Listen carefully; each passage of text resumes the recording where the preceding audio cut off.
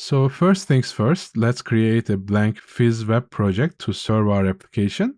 I just have a few placeholder folders and files here, but they are mostly empty, so we'll be creating this project from scratch, fear not. I'll start with this main.go file as it will be our entry point for our web application. We'll have the main function as our main entry point, and this will be our main package too to mark this application as a runnable service essentially. Then we'll split our initialization logic into 3 chunks. First of all, we'll initialize our logging library.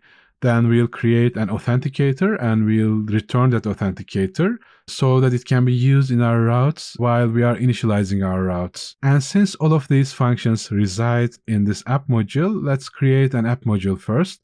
For this, I'm going to create an app folder inside this internal folder, and inside it we'll create an app.go file for our package.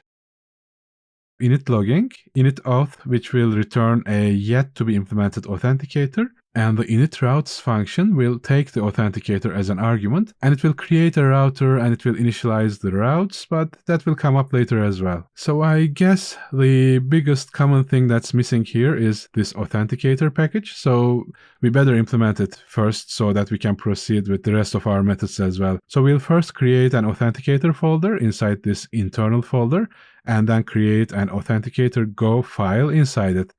Our authenticator will extend OpenID Connect provider and auth2 config, and our identity provider is auth0 as we have seen before. And auth0 as an identity provider helps us implementing and laying out an identity control plane, and that way we get rid of writing a lot of boilerplate code, which is good.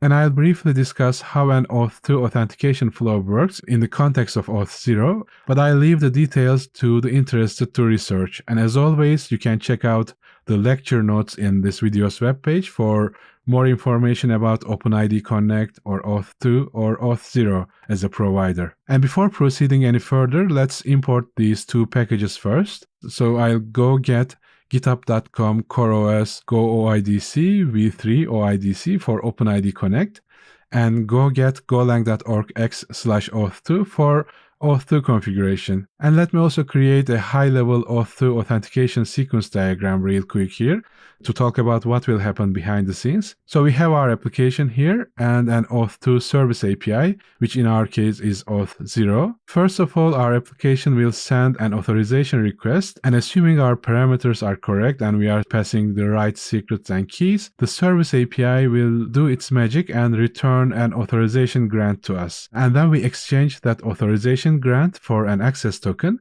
Then we are going to verify that token internally. And if the access token is valid and verified, then we can proceed to request a protected resource by providing this access token to the upstream service. And in a typical microservice implementation, these responsibilities can be split into different kinds of microservices as well. For example, the authorization grant can be given by a user service, the token exchange can be done using an authorization service, and this access to the protected resource can be done or provided by a separated resource allocator service. But that's also implementation detail, and there are differences between the kinds and versions of the protocols being used, and the flow can mildly change from implementation to implementation. But at a very high level, this is more or less what happens. And in our code, we are going to follow a very similar sequence flow to this diagram as well.